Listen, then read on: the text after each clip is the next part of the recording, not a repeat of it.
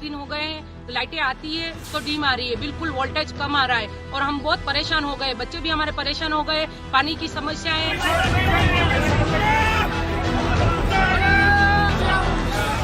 बिजली का पंजाब के देश पद्धरी संकट आ, पंजाब दे विच एडा वड्डा क्राइसिस असीं इस तों पहलों कदी नहीं देखिया।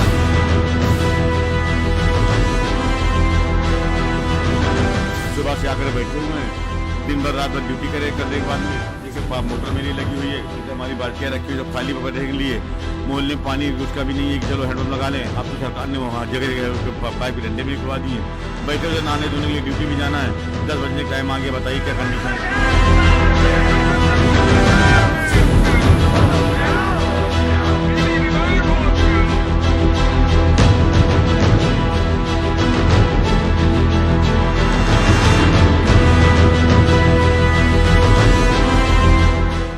नमस्कार, मैं रवीश कुमार। भारत की जनता कहां तक और कब तक सह सकती है, उसकी इस क्षमता को आप कभी कम न समझें। बर्दाश्त करने के मामले में जनता का जवाब नहीं। अभी तक ऐसा कोई संकट नहीं आया है जिसे भारत की जनता ने सहकर नहीं दिखाया है। अगर कोई समस्या इस संकोच में धीरे धीरे आ रही है या नहीं आ रही है कि लोग सह नहीं पाएंगे, उनमें ताकत नहीं बची है, मेरी इन संकोची समस्याओं से अपील है कि वे जल्दी जल्दी आ जाएं, भारत की जनता को सहने का मौका देकर गौरवान्वित करें। या कतई न समझें कि भारत की महान जनता इस वक्त समस्याओं से घिरी है तो नई समस्याओं को नहीं सह पाएगी। महंगाई ने उसे डराने का प्रयास किया, जनता महंगाई का सपोर्टर बन गई और इसे बहस से गायब कर दिया। वह समस्याओं को दूर करने का नहीं बल्कि सहने का अभ्यास कर रही है और काफी सफल है।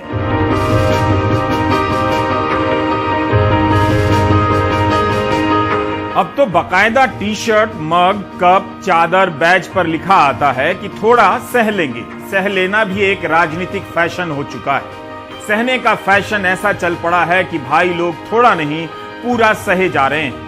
सहना एक नया और आधुनिक नागरिक लक्षण है, इसलिए इसका स्लोगन चिपकाकर कप से लेकर मग तक बाजार में बिक रहा है। मेरी राय में व्हाट्सएप यूनिवर्सिटी ने अब जनता को किसी भी समस्या को सहने के लिए तैयार कर दिया है। उसे सहना अच्छा लगता है, उसने समाधान के बारे में सोचना छोड़ दिया है। सहना ही नया विकल्प है। आपको बताते हुए हर्ष हो रहा है कि जनता के सहने की इस क्षमता की खोज मैंने की है, लेकिन प्राइम टाइम में व्यस्त होने के कारण पेटेंट कराने का टाइम नहीं मिला। आप चाहें तो अपने नाम से पेटेंट करा सकते हैं। टाइटल मेरे हिसाब से रखिएगा, भारत की जनता सहने की क्षमता। मेरी राय में एक राष्ट्रीय सूची बननी चाहिए कि भारत की जनता क्या क्या सह चुकी है और इस वक्त क्या सह रही है और उसे क्या क्या नया सहने के लिए प्रेरित किया जा सकता है। यह ध्यान रखना जरूरी है कि पहले जनता मजबूर की जाती थी, लेकिन अब जनता सहने के लिए प्रेरित होती है। जनता को जैसे ही लगे कि वह मजबूर है, उसके कान में कह दीजिए कि हम प्रेरित कर रहे हैं, वह सहने लगेगी। उसे प्रेरणा की तलाश है। जनता ने गोदी मीडिया के हर झूठ को सहकर दिखा दिया कि सच नहीं चाहिए। झूठ ही नहीं, नफरती एजेंडे को भी सहकर जनता ने दिखा दिया कि वह नफरत सह सकती है। भारत की जनता आए दिन पत्रकारों की गिरफ्तारी और उन पर होने वाले मुकदमे को सहते जा रही है। नफरत देखते देखते अब लोगों को नफरत फैलाने का काम आसान लगने लगा है।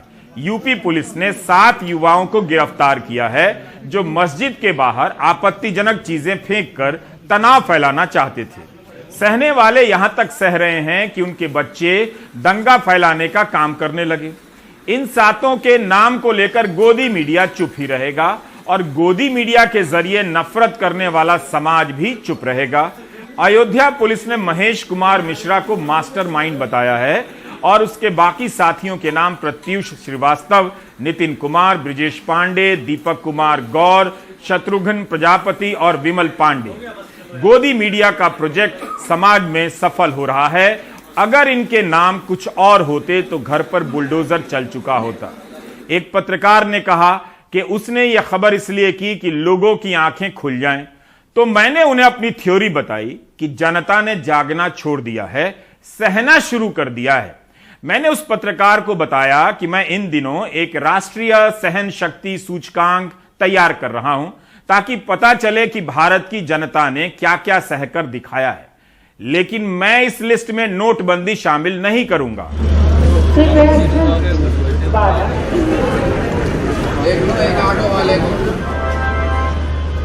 हज मत कीजिए। मुझे पता है कि आपने नोटबंदी सहकर सहने का सारा रिकॉर्ड तोड़ा, और जब कभी आपके सहने को लेकर मील का पत्थर गाड़ा जाएगा, नोटबंदी के नाम से एक पत्थर जरूर गाड़ा जाएगा। काला धन खत्म हो रहा है, इसके नाम पर आपने अपने धन का खत्म होना सह लिया।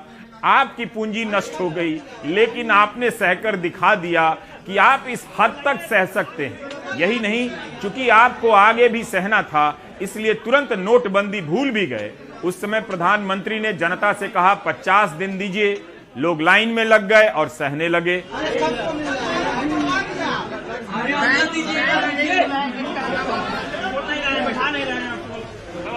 काला धन खत्म करने के नाम पर नोटबंदी की गई, लेकिन नोटबंदी से कितना काला धन प्राप्त हुआ, खत्म हुआ, पता नहीं। लोगों ने इसे भी सह लिया। फिर कहा गया कि स्विस बैंक में काला धन है, तो सरकार ने बताया कि 10 साल में कितना काला धन जमा हुआ, इसका कोई आधिकारिक आंकड़ा नहीं। जनता ने इसे भी सह लिया। देश में डिजिटल पेमेंट बढ़ा है, लेकिन नोटबंदी के समय जितना कैश चलन में था, आज उससे भी ज्यादा कैश चलन में है, 68% ज्यादा। क्या जनता ने नोटबंदी सहकर नहीं दिखाया? बिल्कुल दिखाया।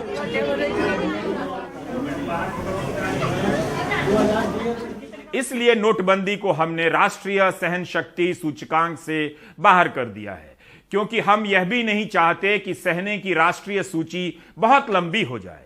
एक निवेदन और है, जब भी राष्ट्रीय सहन शक्ति सूचकांक बने, इसके लिए रिटायर्ड अंकिलों और रिश्तेदारों के व्हाट्सएप ग्रुप में सर्वे जरूर करा लीजिएगा, उसके बाद ही सूचकांक बने। फिलहाल संक्षेप में राष्ट्रीय सहन शक्ति सूचकांक में शामिल मुद्दे इस प्रकार हैं। भारत की जनता ने बेरोजगारी की बढ़ती दरों को शानदार तरीके से सहकर दिखा दिया है। सीएमआई की रिपोर्ट है कि करोड़ों युवाओं ने काम मांगना बंद कर दिया है, मगर सहना नहीं छोड़ा है।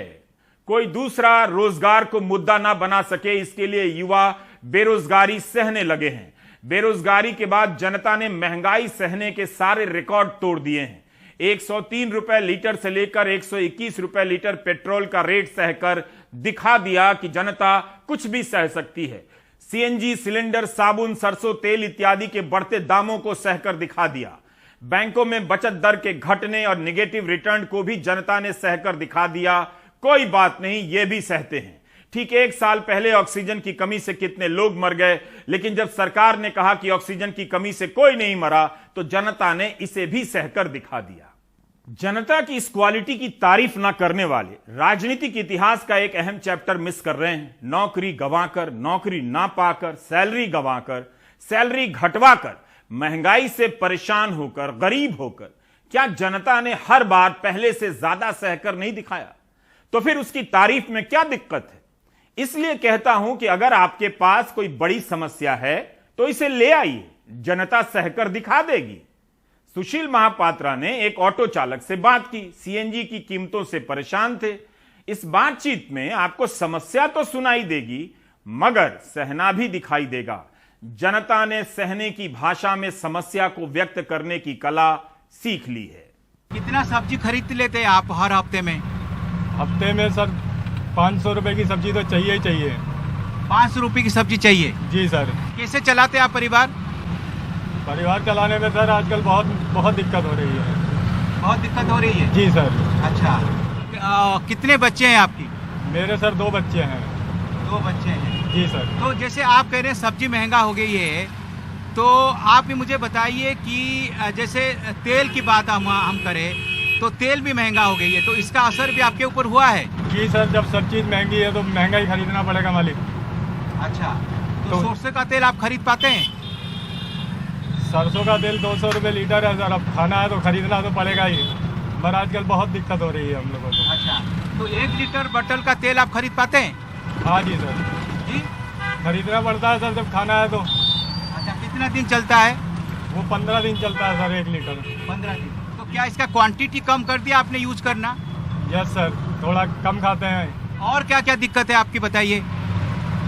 सर मैं तो ये कहता हूँ कि सीएनजी के दाम घटें और जिससे कि हम लोगों को 2 पैसे की कमाई हो अच्छा और अच्छे से घर चले। अच्छा, तो बच्चे लोग पढ़ते हैं? जी सर, बच्चे पढ़ते हैं। तो पढ़ाई में दिक्कत होती है जब आप कमाई कम हो गया है तो? सर, गवर्नमेंट स्कूल में बच्चे पढ़ते हैं। हाँ पढ़ाई के लिए और भी कापी है, किताबें, ये सब खरीदना पड़ता है। हाँ। समय पे नहीं खरीद पाते हैं, कभी 1 ले आए, कभी 2 ले आए, ऐसे करके खरीदना पड़ता है। क्या करना है यह समझ नहीं आ रहा, लेकिन सभी को यह समझ आ रहा है कि सहना है मगर कहना नहीं है।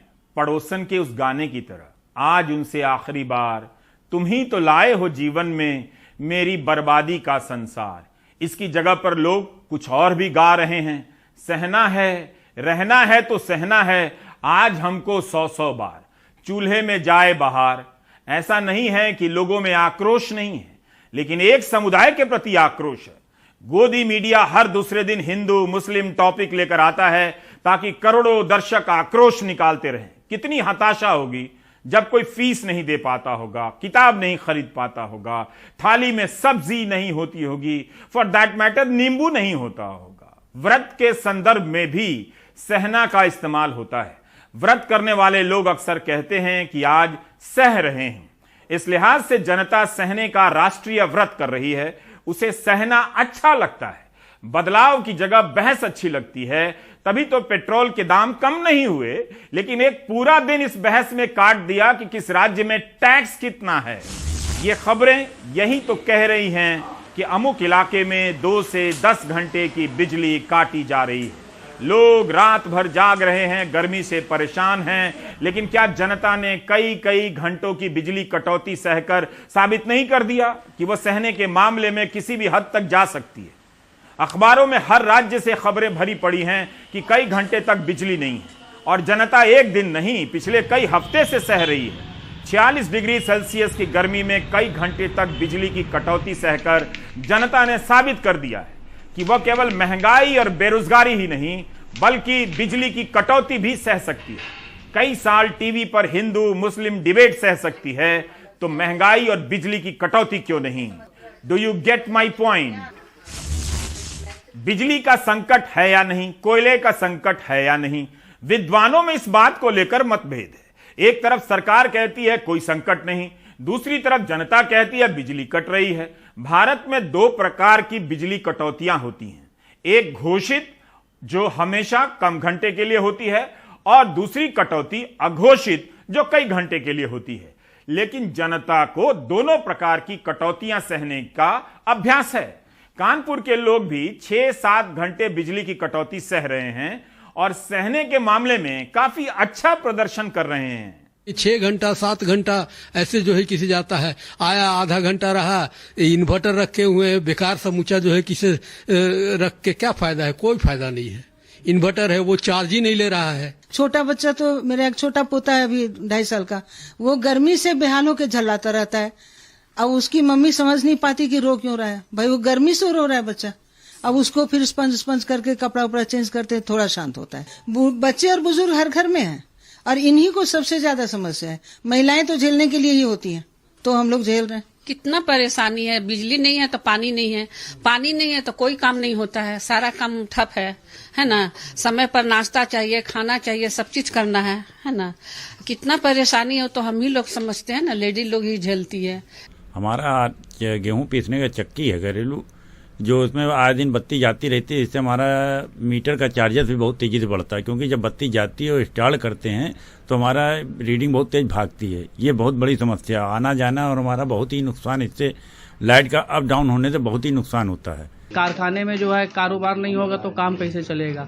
हम लोग बिजली के बिल समय देते हैं, 4-4, 5-5 हज़ार रुपये बिजली के बिल आता है, लेकिन पूरा जो है ना आने की वजह से उसका एवरेज नहीं निकल पाता। मैनुअली काम किया जा रहा है, ज़्यादा वर्कर लगाने पड़ रहे हैं। अब जैसे कटिंग मशीन में काम करना है, जो काम 10 मिनट में हो जाता है वो काम 1 घंटे में हो रहा है। तो इस तरीके की समस्याओं से हम लोग जूझ रहे हैं और ये अभी नहीं है, तकरीबन 15-20 दिन से बहुत ज़्यादा दिक्कत हो रही है। संकट जब भी अभूतपूर्व होता है, जनता सहने की सीमा बढ़ा देती है, वो सहना शुरू कर देती है। उधर सरकार भी कहना शुरू कर देती है कि कोई संकट नहीं है। 6 अप्रैल को लोकसभा में सरकार ने कहा देश में कोयले की कमी नहीं। सरकार ने डेटा दिया, बताया कोयले का स्टॉक ज्यादा है, कम नहीं। 26 अप्रैल को पीआईबी ने अपनी प्रेस रिलीज में कहा कि भारत की अर्थव्यवस्था काफी अच्छी कर रही है, इसलिए बिजली की मांग बढ़ गई है। 27 अप्रैल को केंद्रीय कोयला मंत्री प्रहलाद जोशी का बयान है कि घबराने की जरूरत नहीं, सरकार हालात पर नजर बनाए हुए है, देश को जितना कोयला चाहिए उतना कोयला दे देंगे। तर्क दिया जा रहा है कि देश की अर्थव्यवस्था सुधार की ओर है, तरक्की कर रही है, इसलिए बिजली की मांग बढ़ गई। अगर यह बात है तब फिर इंडस्ट्री के लिए बिजली की कटौती क्यों हो रही है? इंडियन एक्सप्रेस की यह खबर 31 मार्च की है। इसके अनुसार गुजरात ऊर्जा विकास निगम लिमिटेड ने राज्यों के उद्योगों से कहा है कि सप्ताह में एक दिन अनिवार्य रूप से फैक्ट्री बंद रखें, बिजली की कटौती करें। राजस्थान में भी उद्योगों से कुछ घंटों की कटौती की खबरें हैं। गांव वाले ज्यादा कटौती सहकर दिखा रहे हैं, शहरों में कम घंटे के लिए कटौतियां हैं। यह नौबत क्यों आई? अगर आर्थिक प्रगति हो रही है तब तो उसके अनुसार अंदाजा होना चाहिए था, इंतजाम भी होना चाहिए था। फिर फैक्ट्री क्यों बंद की जा रही है? हर समय एक नया कारण लॉन्च कर दिया जाता है, लेकिन इसी तरह का कारण पिछले साल भी लॉन्च हुआ था। Down to earth, live mint से लेकर कई मीडिया वेबसाइट पर पिछले साल अक्टूबर के कोयला संकट की खबरों को पलट लीजिए। डाउन टू अर्थ की यह रिपोर्ट कहती है कि त्योहारों के इस सीजन में बिजली संकट का आना दिखाई दे रहा है। उस समय कारण बताया गया कि चीन के शांक्सी प्रांत में बाढ़ के कारण कोयले की आपूर्ति प्रभावित हुई है और अंतर्राष्ट्रीय बाजार में कोयले का दाम काफी बढ़ गया है। 10 अक्टूबर 2021 के दिन बिजली मंत्री आर.के. सिंह और कोयला मंत्री प्रहलाद जोशी का बयान छपा है कि भारत में कोयले की कमी के कारण बिजली की कटौती नहीं होगी, लेकिन रिपोर्ट के अनुसार जमीन पर बिजली की कटौती हो रही थी। डाउन टू अर्थ की इस रिपोर्ट के अनुसार पिछले साल अक्टूबर में भी ज्यादातर थर्मल पावर प्लांट के पास कोयले का स्टॉक 6 दिन से ज्यादा का नहीं था। अक्टूबर में कोयला संकट की खबर लाइव मिंट में भी छपी है। अप्रैल की तरह अक्टूबर में भी सरकार कहती रही कि बिजली की मांग में अप्रत्याशित वृद्धि हो गई है। तो अक्टूबर की रिपोर्ट से पता चलता है कि कोयला संकट तब भी हमारे सामने आया था, लेकिन मौसम ठंडा होने के कारण उसका विकराल रूप नहीं दिख सका। उस समय की रिपोर्ट में जो आशंकाएं जताई जा रही थी वो इस समय सही साबित होते नजर आ रही हैं। यह रिपोर्ट सीएनबीसी की है, पिछले साल अक्टूबर की। इसमें रेटिंग एजेंसी क्रिसिल के हेतल गांधी का बयान है कि पिछले 4 साल में पावर प्लांट के पास औसतन 18 दिनों का स्टॉक हुआ करता था, जो दिसंबर 2021 तक 8 से 10 दिन का रह गया।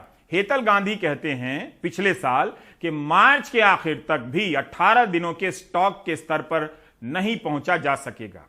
दोनों बार के जवाब में एक बात आम है सरकार की तरफ से कि बिजली की मांग अभूतपूर्व है, रिकॉर्ड मांग पूरी की जा रही है। लेकिन क्या इसके नाम पर जवाबदेही से बचने का रास्ता निकाला गया है?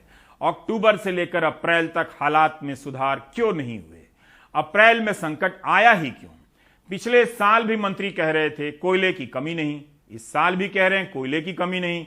तो फिर ये कौन है जो बिजली कटौती का शोर मचा रहा है? क्या लोगों ने खुद से पंखा बत्ती बंद कर लिया है और सहना शुरू कर दिया है?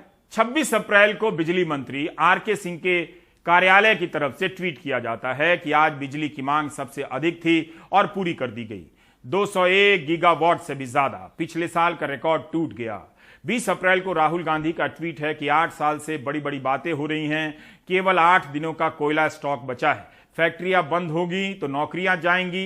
इस ट्वीट पर केंद्रीय मंत्री प्रहलाद जोशी ने जवाब दिया है कि राहुल गांधी हर चीज के एक्सपर्ट बन जाते हैं, उन्हें पता होना चाहिए कि कोयला कंपनियों ने अब तक का रिकॉर्ड उत्पादन हासिल किया है। कैप्टिव माइंस का ग्रोथ 30% है। प्रहलाद जोशी विस्तार से बताते हैं कि किस तरह प्रधानमंत्री मोदी के योग्य नेतृत्व में कोयले का उत्पादन बढ़ा है और स्टॉक की कोई कमी नहीं है। राजस्थान के विद्युत विभाग के प्रधान सचिव भास्कर सावंत का बयान छपा है कि 10,000 मेगावाट उत्पादन की क्षमता है, उससे भी अधिक, मगर उत्पादन 6600 मेगावाट ही हो पा रहा है। राजस्थान में भी कटौती हो रही है। दिल्ली सरकार ने आज कहा कि केवल 2 दिनों के लिए कोयले का स्टॉक है, अगर नहीं सुधार हुआ तो मेट्रो और अस्पतालों में बिजली की सप्लाई की दिक्कत आ सकती है।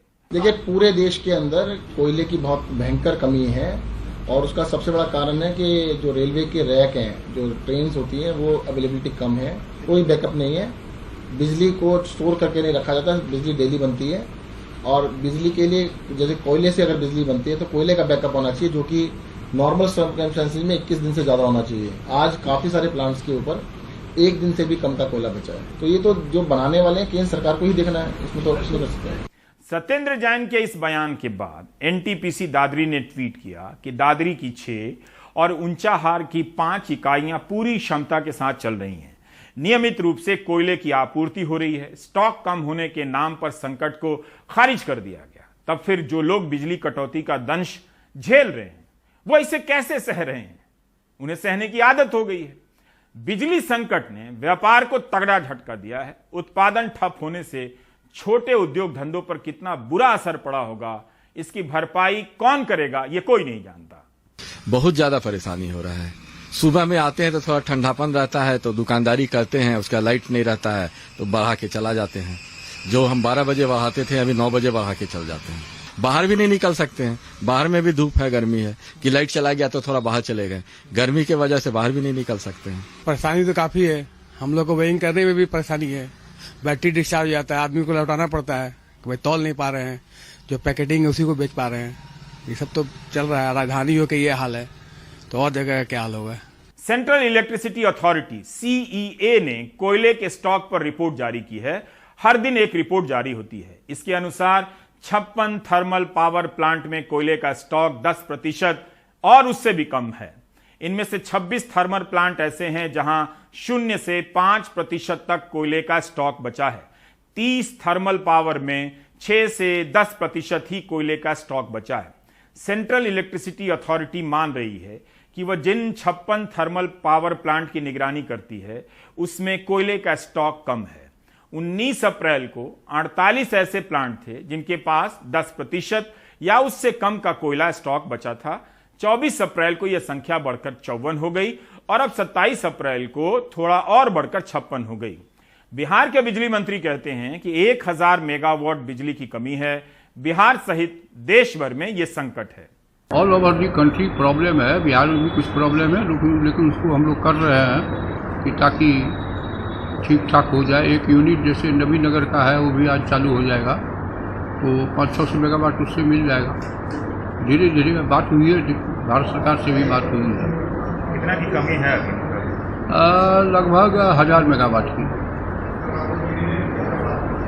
तो दूर हो जाएगा, दूर हो जाएगा इसका 1-2 दिन में हो जाएगा। अखबार लिख रहे हैं कि 6 साल में ऐसा बिजली संकट नहीं देखा। संकट नहीं है ये कहते कहते सरकार पैसेंजर ट्रेनों को रद्द कर रही है ताकि कोयले की ढुलाई हो सके। आम यात्रियों के जीवन पर इसका क्या असर पड़ेगा? कुछ जगहों पर सांसदों ने विरोध किया और पैसेंजर ट्रेनों को चलवाया भी। जिस रूट पर ट्रेनों को रद्द किया गया है वहां लोग बिजली की कटौती के साथ यात्रा की दिक्कतें भी सहेंगे। सहना आता है, सह लेंगे।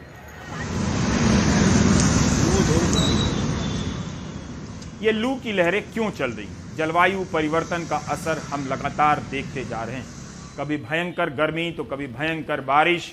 जलवायु परिवर्तन के विषय का अक्सर मजाक उड़ाया जाता है, लेकिन यह इसी वक्त हमारी आंखों के सामने कितने करोड़ भारतीयों का जीवन प्रभावित कर रहा है। देखिए, सवाल उठ रहे हैं कि क्या कोयले का यह संकट इसलिए पैदा किया जा रहा है ताकि और जंगलों की कटाई हो और खदान के लाइसेंस दिए जाएं। छत्तीसगढ़ के सुरजापुर में लोग पेड़ों के काटे जाने का विरोध कर रहे हैं। लाखों पेड़ काटे जा रहे हैं। लू की लहरों से 2 मई तक राहत मिलने की उम्मीद नहीं। मौसम विभाग ने कई राज्यों के लिए येलो अलर्ट जारी किया है ताकि लोग लू से सावधान रहें।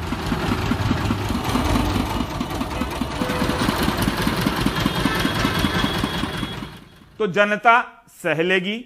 जब वो महंगाई के संकट को सह रही है तब वो बिजली के संकट को भी सह लेगी, सह भी रही है।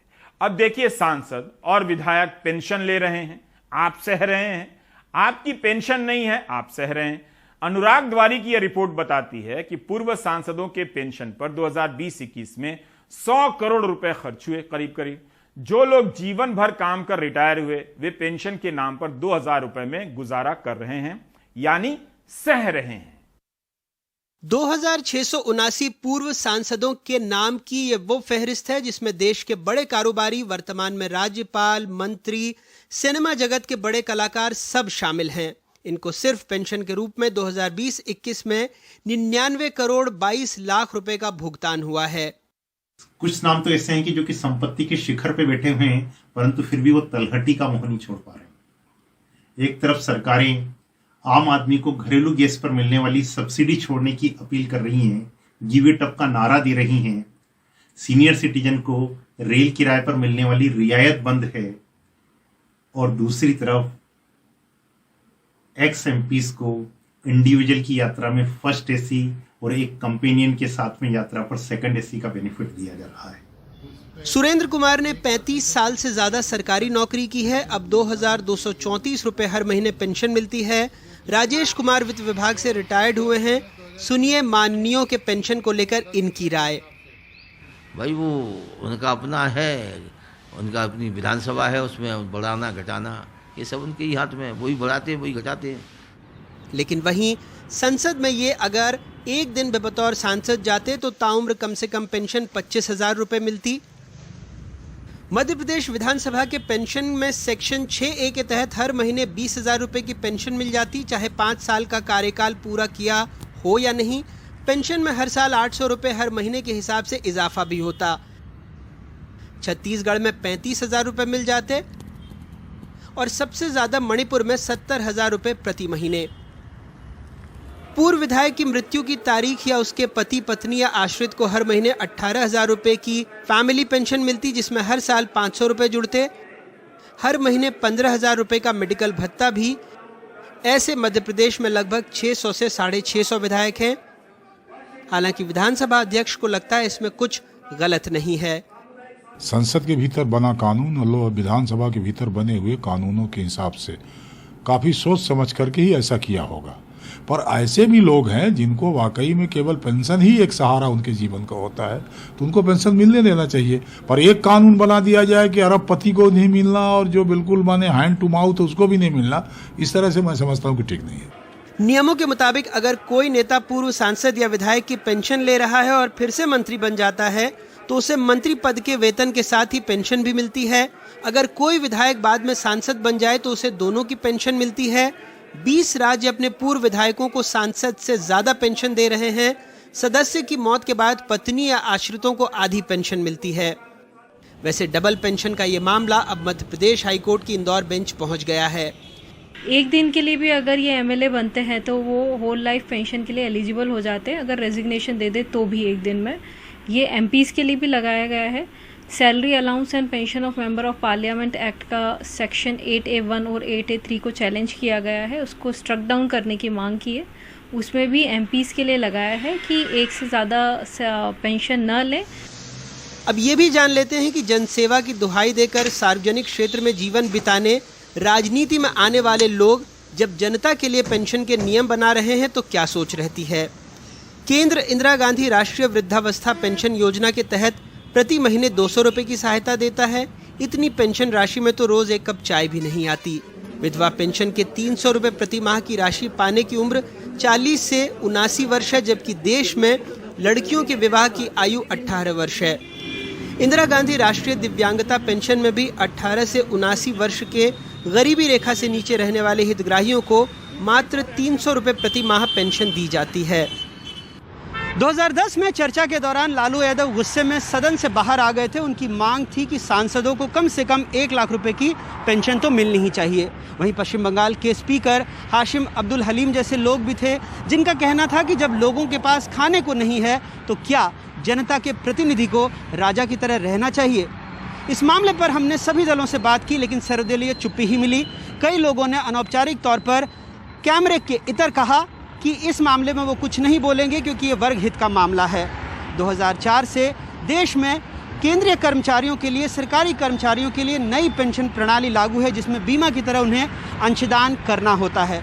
सरकार इसे क्रांतिकारी मानती है। तो सवाल ये है कि अगर ये क्रांति है तो माननीय इससे अछूते क्यों रहें, उन्हें भी नई पेंशन योजना का लाभ मिले और नहीं तो सरकारी कर्मचारियों को भी पुरानी पेंशन। मध्य प्रदेश में अपने ब्यूरो सहयोगी और भोपाल से कैमरा पर्सन रिजवान खान के साथ अनुराग द्वारी, NDTV इंडिया। बोलना जरूरी है। बोलने से पता चलता है कि आप कुछ समझ भी रहे हैं। सहने से मेरा तात्पर्य इतना ही है कि बोलना बंद हो गया है। हर तरह का कुतर्क सह लिया जा रहा है। आपके चुप रहकर सहते जाने से सूचनाओं का प्रभाव समाप्त हो रहा है।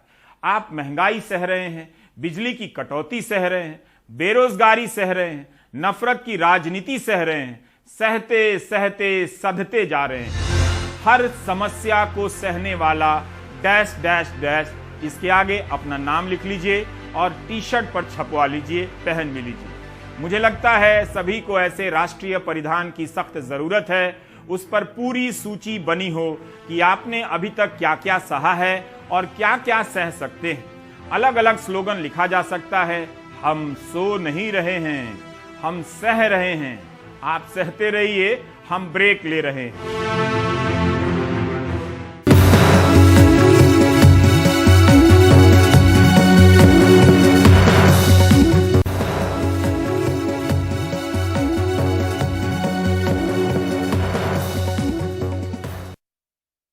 ठीक 1 साल पहले इस देश में कोरोना की दूसरी लहर का आतंक मचा हुआ था। लोग बहुत जल्दी उस आतंक को भूल गए, इस तरह की छवि मीडिया ने बना दी। लेकिन जिनके घरों में उनके अपने गए हैं, वो आज तक याद कर रहे हैं। आलोक पांडे की ये रिपोर्ट देखिए।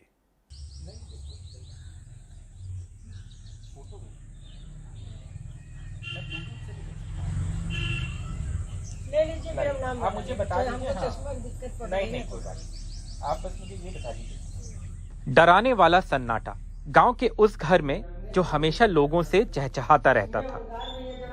लखनऊ के पास इस घर के 8 लोग 24 दिनों में चल बसे, हर 3 दिन में एक। ये कोरोना की दूसरी लहर की बात है। यादव परिवार में जिन लोगों की मौत हुई उनमें 2 बहनें, 4 भाई, उनकी मां और एक रिश्तेदार थी। कुछ लोग एक प्राइवेट अस्पताल में ऑक्सीजन के लिए लड़ते हुए मरे, तो कुछ घर पर। इसमें कौन वाले भैया रहते? निरंकार भैया। सीमा सिंह यादव के 45 साल के किसान पति निरंकार सिंह की मौत अस्पताल में हुई। उनका पूरा साल सदमे में ही बीता है। 1 साल बाद उनकी सबसे बड़ी चिंता उनके 19 और 21 साल के बेटों की पढ़ाई लिखाई की है। उनका बड़ा बेटा हैदराबाद में फैशन डिजाइन का छात्र है। छोटे बेटे ने इस साल 12वीं का इम्तिहान दिया है और खेती बाड़ी के काम में उनकी मदद करता है। एक एक दिन काटना बहुत मुश्किल हो गई। हम लोग यही है कि बच्चों के सारे सोच लो जी रहे हैं हम लोग। इतना हम लोग भी बीमार पड़ गए थे, बच्चे हम लोगों को मुंह में खिलाया है। सोचो कि जबरदस्ती कि मम्मी अगर आप नहीं खाएंगे तो हम लोग क्या करेंगे। तो बच्चों के सारे हम लोगों को जीना पड़ा है, ये सोच लीजिए सब।